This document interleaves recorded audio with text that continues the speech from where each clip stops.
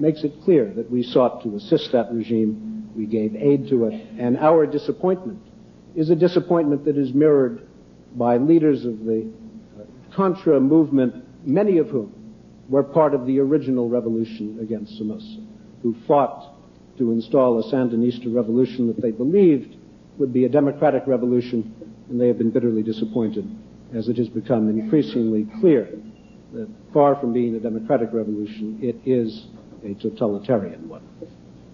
Now, Professor Chomsky says, in passing almost, that the Reagan administration has been responsible for atrocities comparable to those of Pol Pot, if I understood him correctly. This is, and he will have later in this program an opportunity to elaborate. But that strikes me as an extraordinary statement.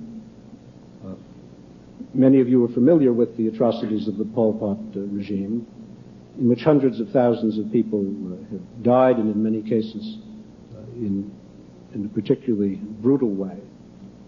The result of turbulence in a region of the world where not so many years ago Professor Chomsky was addressing audiences even larger than this one, I dare say, with a view to discouraging American involvement in that part of the world, and now we're out of it, and you see the result.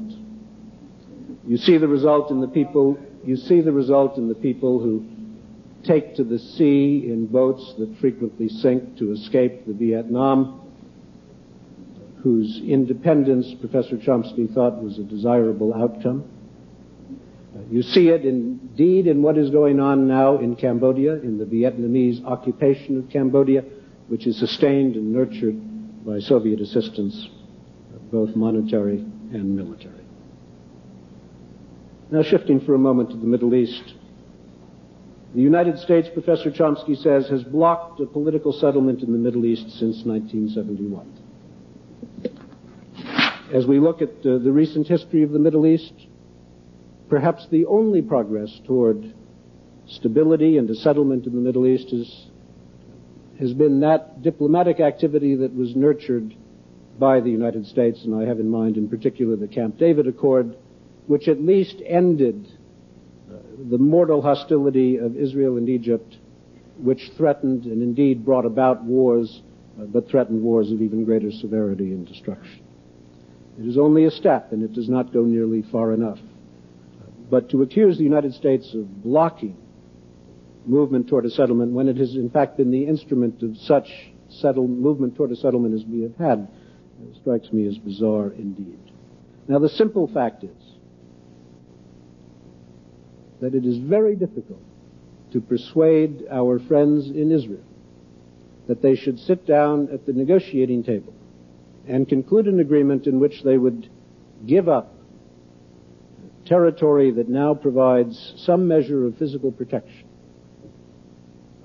in negotiations with an organization that remains to this day pledged in its covenant, in its constitution, in its fundamental articles of existence, that remains dedicated to the destruction of a Jewish state in Palestine. Negotiation from time to time, and in many cases, can be the best hope for the settlement of a political dispute, and often the only hope for the settlement of a political dispute. But one cannot ask one's friends to negotiate with an entity that is committed to the destruction of one's friends. And time and again, the Palestine Liberation Organization has been challenged to revise its covenant, to disestablish the notion that there can be no Jewish state in Palestine, and time and again it has refused to do so. Ladies and gentlemen, as we continue the evening, ask yourself whether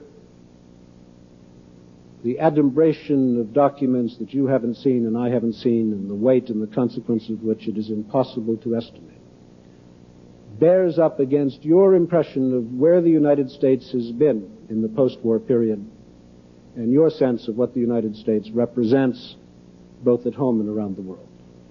Thank you.